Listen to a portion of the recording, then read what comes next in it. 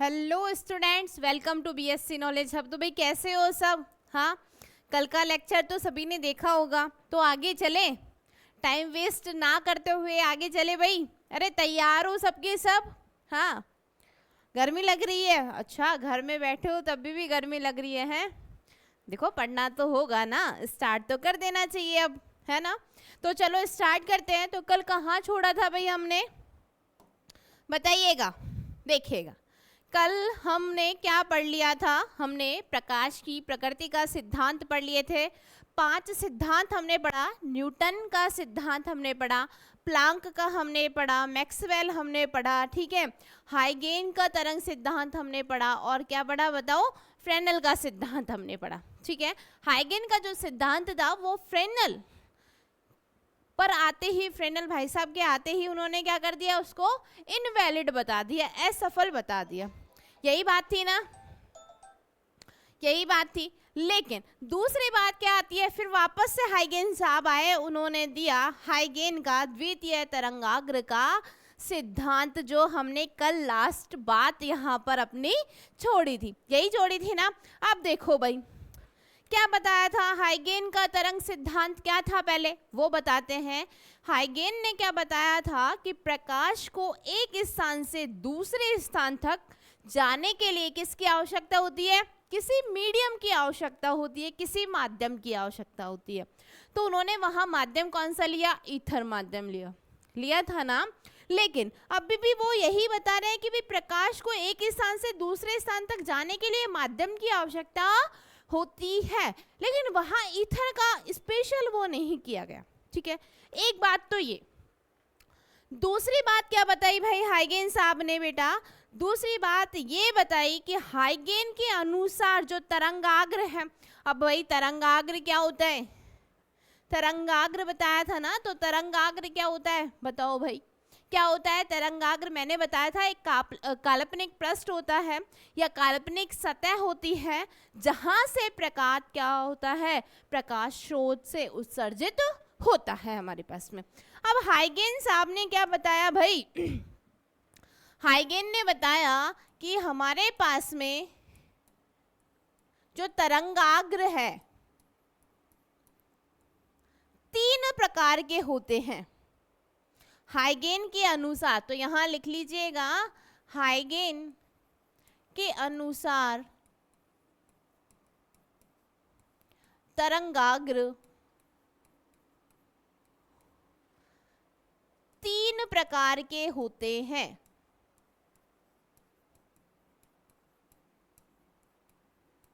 देखो भाई, कौन कौन से 3? पहले हम बात करते हैं, ये लो भाई, पहला जो उन्होंने दिया वो दिया था गोलीय तरंगाग्र,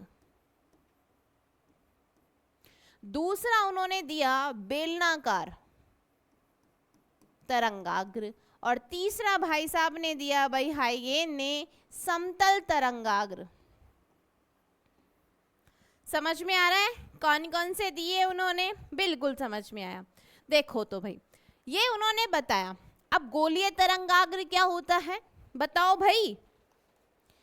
कि कोई भी प्रकाश किसी एक बिंदु स्रोत से क्या हो रहा है? उत्सर्जित हो रहा है। प्रकाश एक बिंदु स्रोत से क्या हो रहा है? उत्सर्जित हो रहा है। उन्होंने क्या नाम दिया उसका? गोलीय तरंगाग्र। अब भाई एग्जाम्पल, जैसे तुमने पानी में पत्थर फेंका, किसी तालाब में तुमने पत्थर फेंका, जो वेव है, तरंग है, वो किस फॉर्म में आती है बेटा जी? वो आती है गोलीय फॉर्म में। किस फॉर्म में आती है? गोलीय फॉर्म में। ऐसे ही तो निकलती है ना, ऐसे रोल फॉर्म में निकलती है ना? यही बात है। तो उन्होंने बोला उसको गोलीय तरंगाग्र नाम दिया, ठीक है। समझना सिर्फ इतना ही है इसमें, बाकी लिखने की इतना जरूरत नहीं है। कि हमें पता होना चाहिए कि गोलीय तरंगाग्र क्या होता है, बेलनाकार क्या होता है, और समतल क्या होता है, ठीक है। तो गोलीय समझ में आया कि प्रकाश क्या हो रहा है? किसी बिंदु स्रोत से क्या हो रहा है? उत्सर्जित हो रहा है। और प्रकाश स्रोत से क्या हो रहा है? उत्सर्जित हो रहा है। उसे हम क्या बोल रहे हैं? गोलीय तरंगाग्र कहते हैं, ठीक है। तो हम कह सकते हैं कि यहाँ प्रकाश किस फॉर्म में फैल रहा है भाई? गोलीय फॉर्म में फैल रहा है।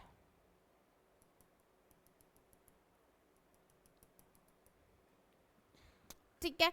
दूसरी बात आती है बेलनाकार तरंगाग्र। अब बेलनाकार तरंगाग्र से मतलब क्या है कि प्रकाश स्रोत किसी स्लिट के माध्यम से, किसी स्लिट के रूप में क्या होता है, प्रकाश स्रोत कैसा होता है, एक स्लिट के रूप में होता है, वहीं से प्रकाश क्या हो रहा है, उत्सर्जित हो रहा है। जैसे तुमने बात करी कि कभी एक्सपेरिमेंट किया होगा डार्क रूम में, किया है, नहीं किया, लेकिन करोगे, कोई दिक्कत नहीं है। दो लेंस लिए हैं, दो लेंस है, ठीक है, एक लेंस दूसरा लेंस, इस लेंस से द्वारा हमने क्या किया, प्रकाश को उत्सर्जित किया, इस लेंस के द्वारा प्रकाश को भेज रहे हैं दूसरे लेंस तक। तो जो हमारे पास में बन रहा है वो क्या है भाई, बेलनीय तरंगाग्र। इसका यूज ज्यादातर हम बात करें कि लेजर फॉर्म में किया जाता है। जब लेजर होती है ना, वो मान लो आप, और दर्पण प्रतिबिंब, ठीक है, या फिर दर्पण हो गया हमारा मिरर जिसकी हम बात करते हैं, ठीक है, समझ में आया, ये होता है।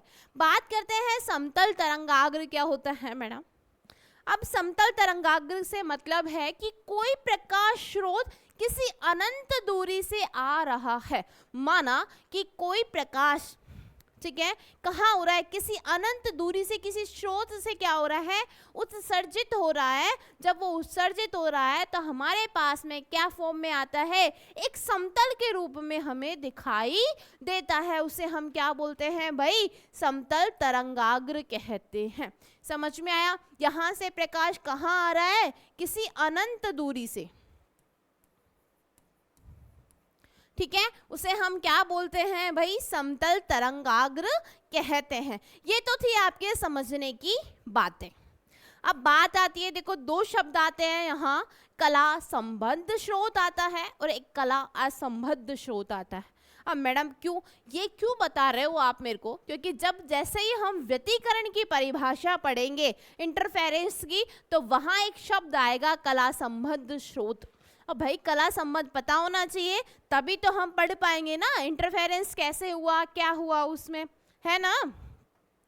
तो देखो, तो हम बात करते हैं यहाँ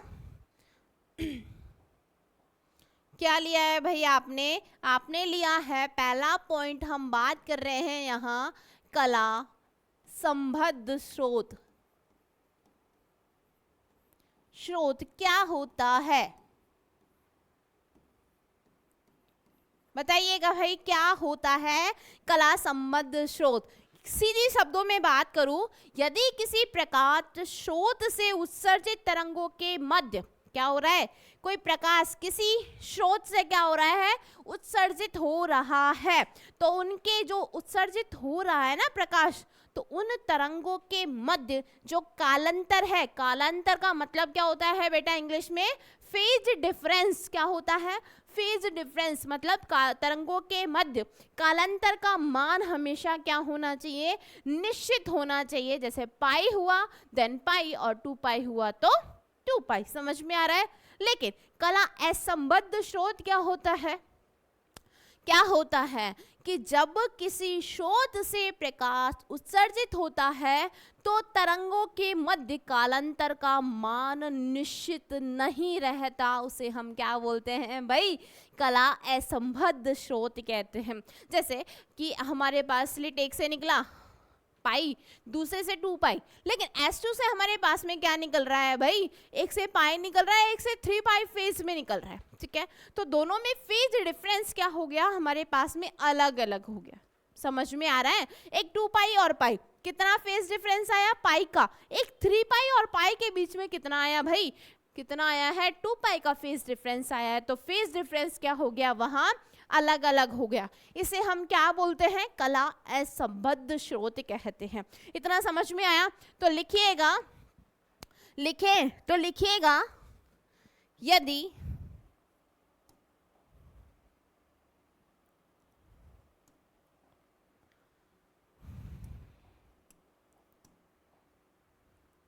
यदि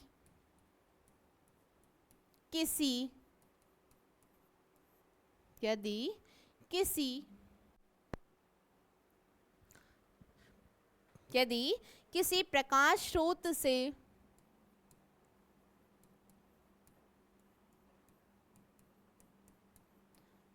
से उत्सर्जित तरंगों के मध्य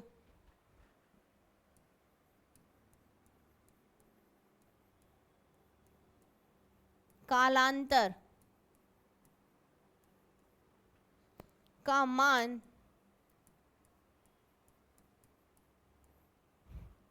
निश्चित होता है।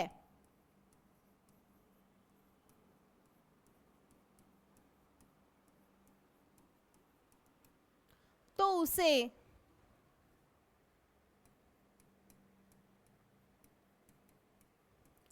कला संबद्ध स्रोत कहते हैं।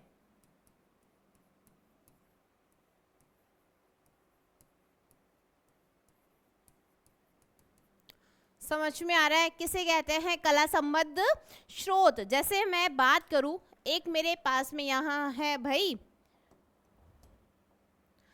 टी टाइम, एक हो गया T plus delta T time. समझ में आ रहा है सभी को? ठीक है, तो मेरे पास में एक स्रोत है S1, क्या है S1, और यहां है कालांतर।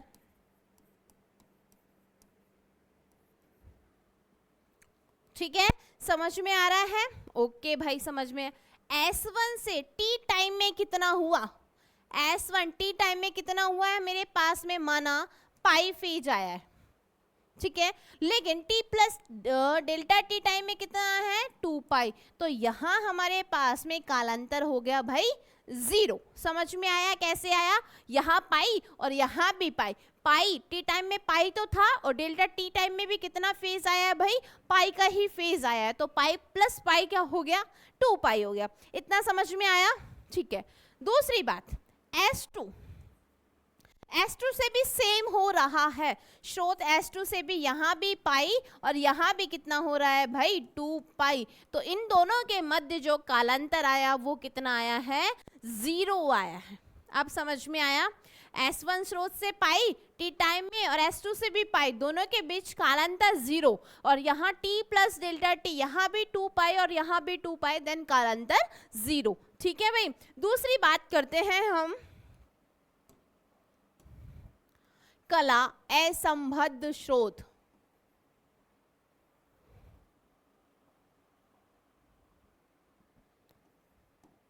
कला संबद्ध स्रोत क्या होता है? कर दीजिएगा भाई। देखियो क्या होता है, यदि किसी, साथ साथ लिखे भाई, यदि किसी प्रकाश स्रोत से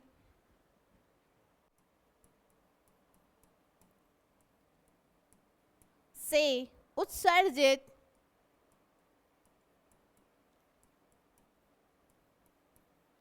तरंगों के मध्य, उत्सर्जित तरंगों के मध्य कालांतर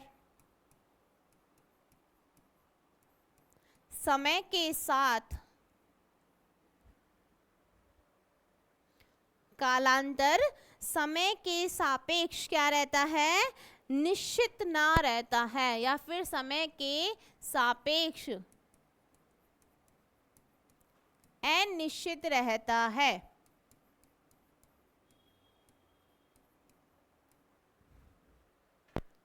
समय के सापेक्ष अनिश्चित रहता है, तो उसे कला असंबद्ध स्रोत कहते हैं।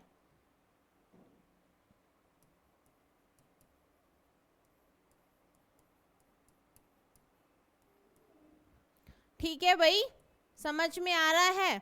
जैसे देखिएगा, जैसे हमारे पास में भाई हमने माना कि वो ही t और t plus delta T time, ठीक है, समझ में आ रहा है इतना? बिल्कुल है, ठीक है, टाइम है, बताने की जरूरत थोड़ी ना है। तो यहाँ एक स्रोत है मेरे पास में S1, बीच में लिया भाई मैंने कालांतर, और यहाँ मैंने स्रोत लिया है S2। स्रोत S1 से कितना फेज हो रहा है भाई टी टाइम में? पाई का फेज, ठीक है, समझ में आया? और t plus delta T time में आ रहा है 2 पाई का फेज। ओके, अब S2 स्रोत से t टाइम में कितना फेज आ रहा है भाई? पाई का, और t plus delta T time में आ रहा है 3 पाई का। समझ में आया है? देन तो कालांतर पाई और पाई कितना? 0, और यहाँ पाई और 3 पाई कितना आ जाएगा? पाई का फेज आ जाएगा। कालांतर वहाँ चेंज हो रहा है, यहाँ चेंज हो रहा है, वहाँ चेंज नहीं हो रहा है। तो इसे हम क्या बोलते हैं भाई? कला असंबद्ध स्रोत कहते हैं। तो यहाँ तक किसी को किसी भी प्रकार की दिक्कत? चलो, नहीं है मैडम, बिल्कुल नहीं है। अब मुझे एक चीज बताओ भाई लोगों, तुम सब, कि हमने बात करी है अब कला संबद्ध स्रोत की, तो हमने बात कर ली है ना? है भाई?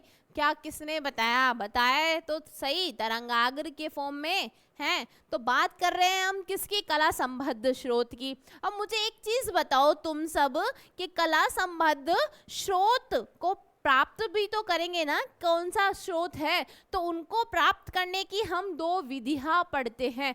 कौन कौन सी? पहली होती है भाई आयाम विभाजन विधि। कौन सी? आयाम विभाजन विधि, सॉरी। दूसरी होती है तरंगाग्र विभाजन विधि। कौन सी? आयाम विभाजन विधि, दूसरी तरंगाग्र विभाजन विधि। ठीक है, समझ में आया? अब जो आयाम विभाजन विधि है, उसमें हम जो 3 एक्सपेरिमेंट है हमारे वो पढ़ेंगे। कौन कौन सा? माइकलसन व्यतिकरण, दूसरा न्यूटन वलय, और तीसरा पतली फिल्म द्वारा व्यतिकरण। तो और जो तरंगाग्र विभाजन है उसमें हम क्या पढ़ेंगे भाई?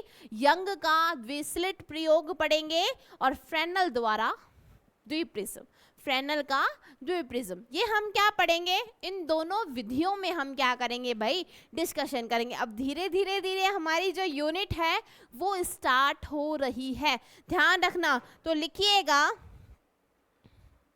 कला संबद्ध स्रोत प्राप्त करने की विधियां।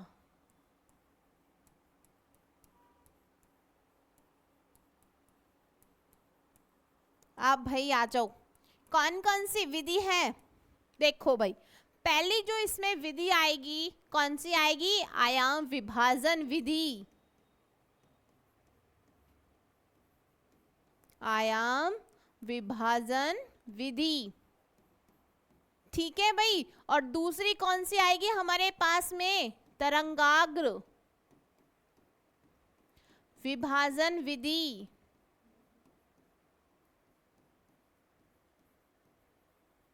चलो ठीक है, तो आयाम विभाजन विधि में हम कौन कौन सी टॉपिक पढ़ेंगे? पहला पढ़ेंगे माइकलसन व्यतिकरण मापी।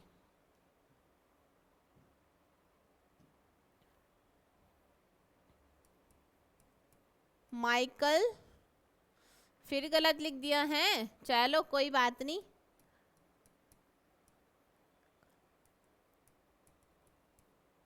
माइकलसन व्यतिकरण मापी। और कौन सा है भाई? न्यूटन वलय, यही है ना? और तीसरा पतली फिल्म। चलो, तो अब बात करते हैं तरंगाग्र विभाजन विधि में कौन कौन से पढ़ेंगे। पहला पढ़ेंगे भाई यंग का द्विस्लिट प्रयोग।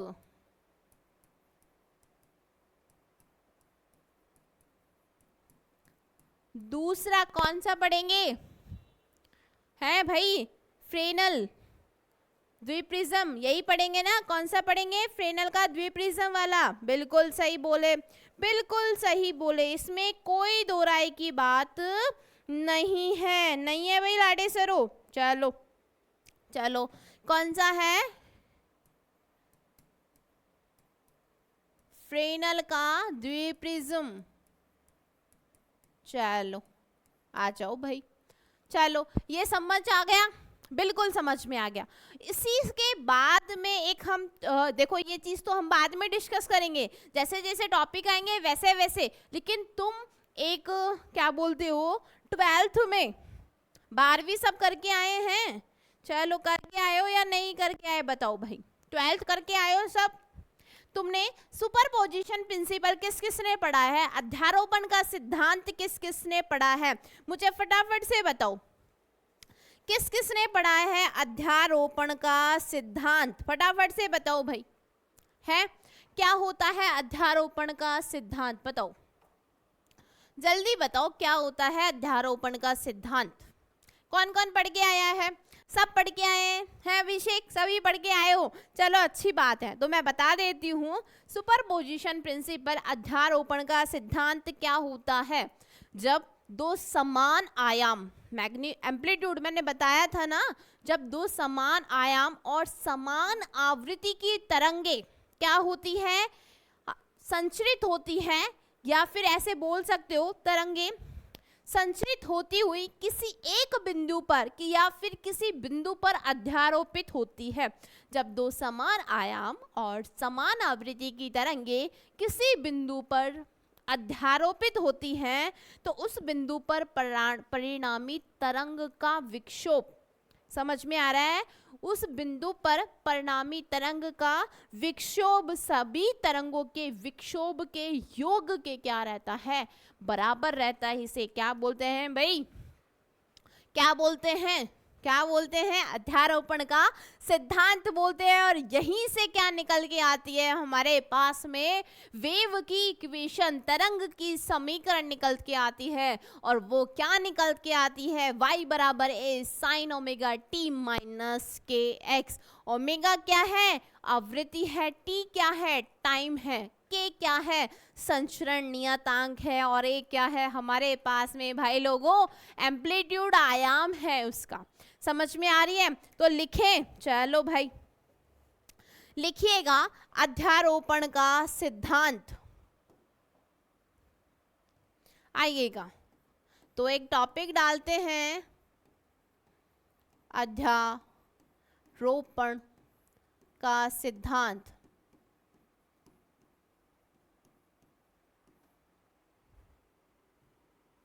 है भाई? लिखें, कौन कौन तैयार है? चलो इंग्लिश में भी लिखते हैं। क्या होता है? Superposition principle. ठीक है, चलो आ जाओ। दिक्कत है किसी को? अरे नहीं होगी भाई, खाना खा पी के आए हैं ना सब। चलो तो स्टार्ट करते हैं अध्यारोपण का सिद्धांत। तो लिखिएगा कि जब दो समान आयाम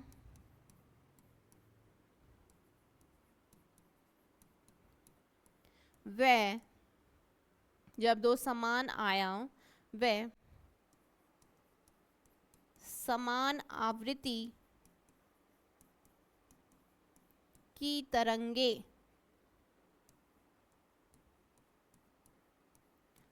समान आयाम समान आवृत्ति की तरंगे संचरित होती हुई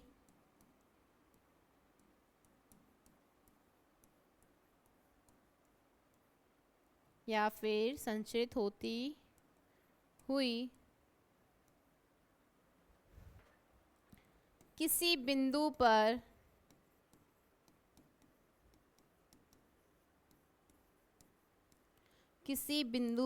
अध्यारोपित होती है।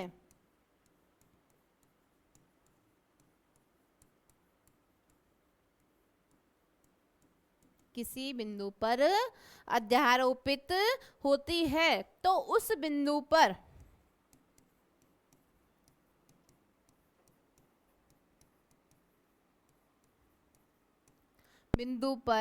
परिणामी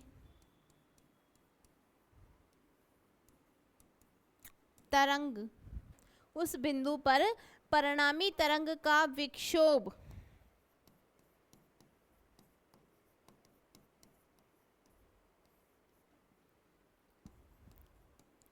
सभी तरंगों के विक्षोभ के योग के बराबर होता है। तो इसे क्या बोलते हैं भाई? अध्यारोपण का सिद्धांत कहते हैं, सुपरपोजिशन प्रिंसिपल कहते हैं। समझ में आया? तो देखो एक बार फटाफट से, आप सभी हैं भाई, फटाफट से चेक करो क्या बोल रहा है ये।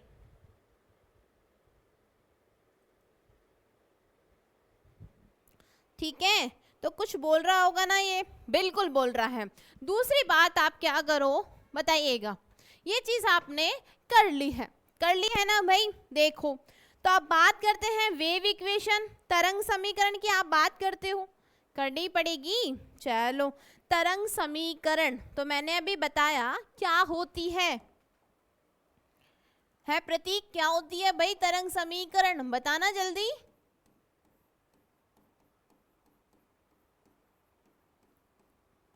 चलो ठीक जा रहा है ये, है हमारी तो खुद की तरंग गलत जा रही है। सही कह रहे हो। चलो देखो भाई, मजा तो आ रहा है ना पढ़ने में? अरे बोर तो नहीं हो रहे हो? ये बताओ, बोर नहीं होना है क्लास में, बस बोर हो रहे हो तो बताओ कोई जोक सुनाए हैं। बोर नहीं होना है, ठीक है। देखो तरंग समीकरण वेव इक्वेशन होती क्या है कि मैंने मान लिया कोई तरंग x दिशा में क्या हो रही है, संचरित हो रही है, प्लस x डायरेक्शन में क्या हो रही है, संचरित हो रही है। तो तरंग का समीकरण क्या होता है? y बराबर a sine omega t minus के एक्स। कहाँ से आया ये? आप 12th में पढ़ के आ गए हो, उम्मीद करते हैं ये हम। ठीक है भाई, तो लिखिएगा कि माना, पढ़ के आ गए ना है? चलो भाई, माना एक तरंग प्लस x दिशा में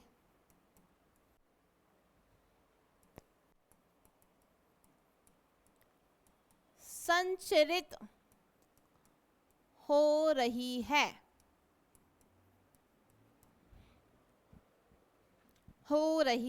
तो तरंग निम्न प्रकार होगी। तरंग समीकरण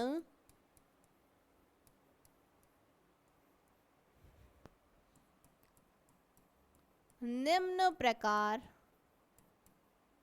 होगी। देखो भाई कैसे होगी निम्न प्रकार, देखें। चलो भाई आ जाओ, थोड़ा लाल पीला कर लेते हैं ना। चलो तो y बराबर क्या हो जाएगा? a sine omega T minus के एक्स। ठीक है भाई, तो यहां लिख दे कैसे कि यहां वेहर, या फिर बोल सकते हो यहां y क्या है? तरंग का विस्थापन है। y क्या है? तरंग का विस्थापन। बताना तो पड़ेगा ना कि क्या क्या है भाई। दूसरा a यहां क्या है? आयाम है, एम्पलीट्यूड। ठीक है, ओमेगा क्या है यहाँ पर? आवृत्ति, फ्रीक्वेंसी। कौन सी फ्रीक्वेंसी है भाई? कोणीय फ्रीक्वेंसी है। के क्या है यहाँ? संचरण नियतांक। भूल गए सब? क्या होता है भाई के की वैल्यू? भूल गए हैं? अभी व्यतिकरण करोगे तो सब काम आएगा वहां पर, हैं? फिर मत बोलना कि मैडम भूल गए हम। तो बेटा जी भूलने की जरूरत ही नहीं है, इतना सिंपल वे है, इनको तो तुम पढ़ के आए हो ना, तो जरूरत ही नहीं है। चलो तो ये हमारा हो गया कि जो जो चीजें हमारे पास में यूज आएगी वो हमने सब चीजें लिख ली है। तो यहाँ तक किसी को कोई भी डाउट कोई भी परेशानी तो आगे चले। चलो आज स्टार्ट कर ही देते हैं, व्यतिकरण इंटरफेरेंस क्या होता है। लिखें, चलो लिखिएगा। सबसे पहले हम टॉपिक डाल लेते हैं, उसके बाद डिस्कशन करेंगे कि मैडम क्या होता है। ठीक है, तो डालिएगा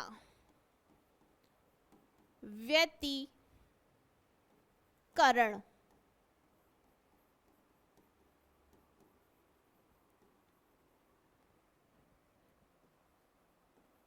इंटरफेरेंस।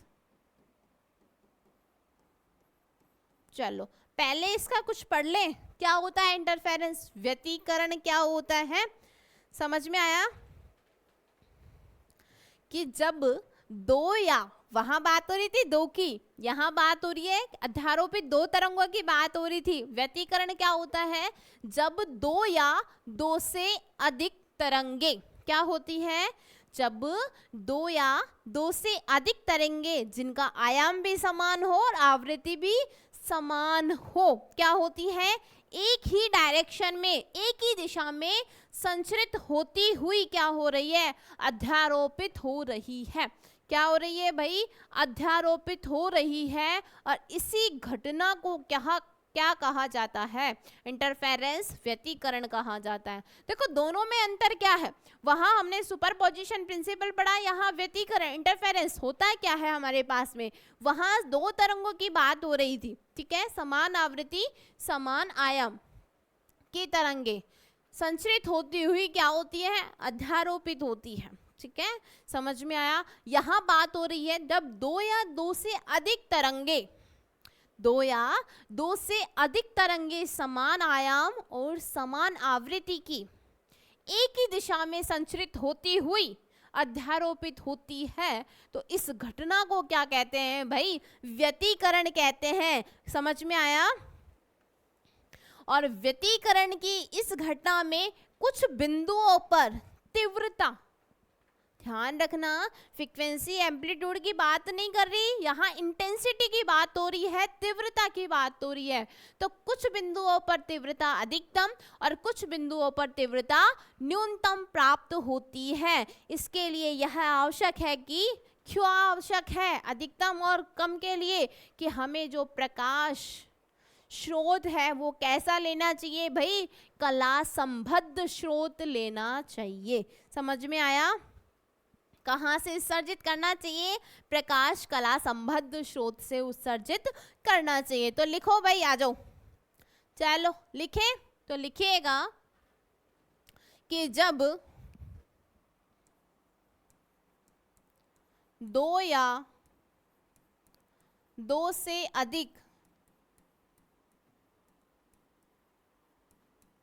जब दो या दो से अधिक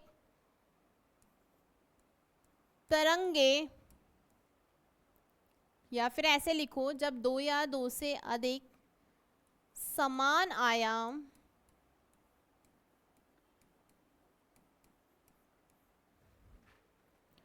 व समान आवृत्ति की तरंगे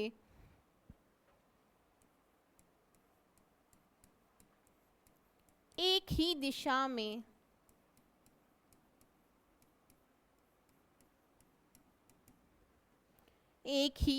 दिशा में संचरित होती हुई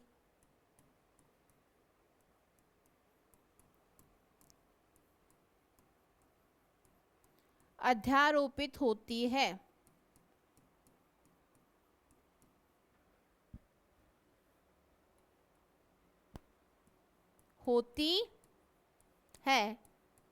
तो इस घटना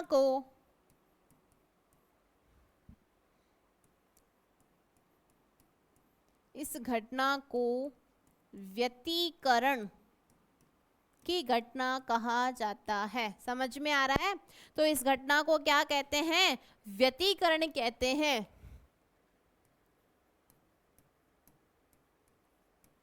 चलो भाई, ये समझ में आ गया। डेफिनेशन क्या है आपकी, तो लिखिएगा कि व्यतिकरण की घटना में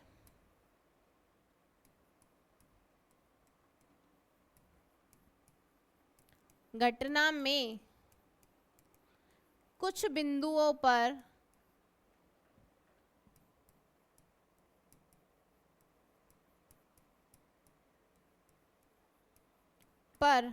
तीव्रता अधिकतम व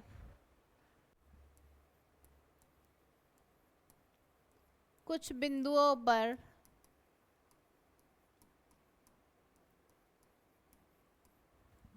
तीव्रता न्यूनतम प्राप्त होती है।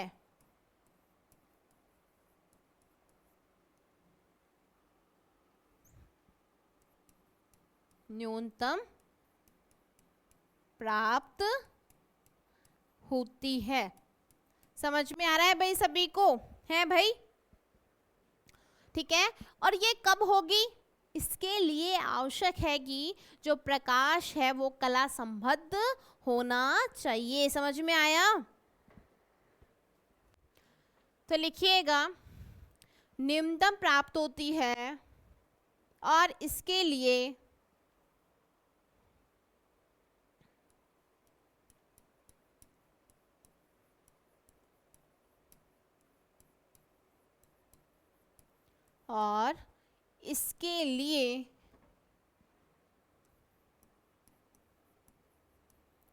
आवश्यक है कि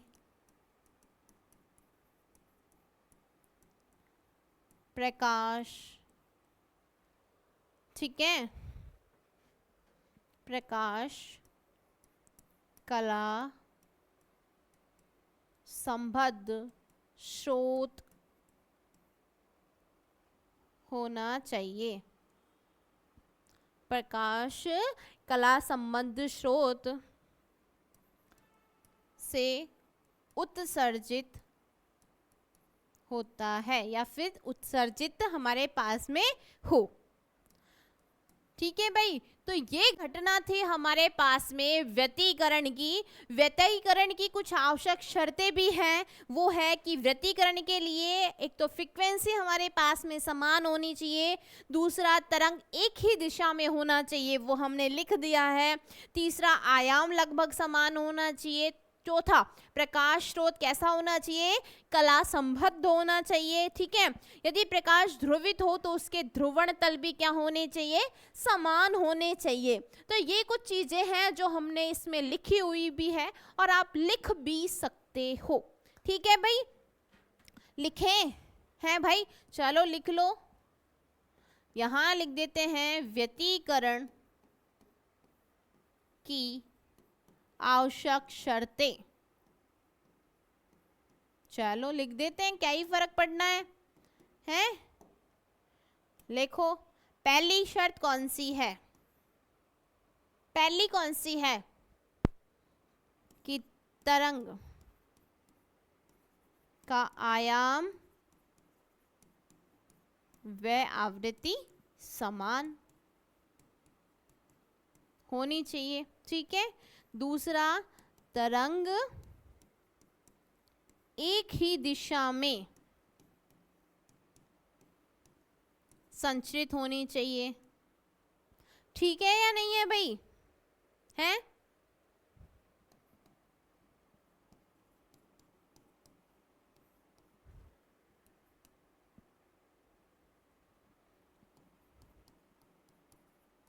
चलो, आवृत्ति और आयाम तो हो ही गया, एक ही दिशा में भी बात हो गई।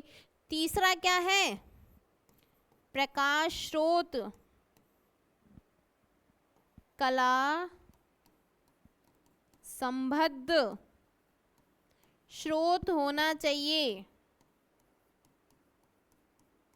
है भाई अभिषेक? सही बात है ना? क्यों प्रतीक? चौथा क्या होना चाहिए? यदि प्रकाश कैसा है? ध्रुवित है। प्रकाश ध्रुवित है तो उनका क्या होना चाहिए? ध्रुवण तल भी समान होना चाहिए। ये लो भाई। तो हमारी यूनिट स्टार्ट हो गई है। अब कल क्या पढ़ेंगे, इसका हम पढ़ेंगे भाई मैथमेटिकल रूप, गणितीय विश्लेषण करेंगे। एक स्रोत ऐसे डालेंगे, दूसरा फेज वहां हम चेक करेंगे। ठीक है, समझ में आ रहा है? तो आज की क्लास अपनी यहीं खत्म होती है। तो समझ में आया भाई? कहीं किसी को कोई भी तरीके का डाउट, देखो पहली शर्त ये है कि क्लास में एकदम फिर फ्री माइंड होना चाहिए। आपको क्या आता है कोई बात नहीं, लेकिन हमारा काम है आपको सिखाना, और हम पूरी ईमानदारी के साथ को आपको सिखाएंगे। दूसरी बात, मजा आना चाहिए भाई क्लास में, बोरियत महसूस नहीं होनी चाहिए, है ना। फिजिक्स पढ़ रहे हैं तो मजा तो आना चाहिए ना क्लास में, है।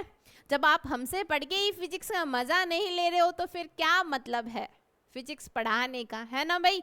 तो ठीक है भाई, इसी के साथ मिलते हैं नेक्स्ट वीडियो में। तब तक के लिए राधे राधे।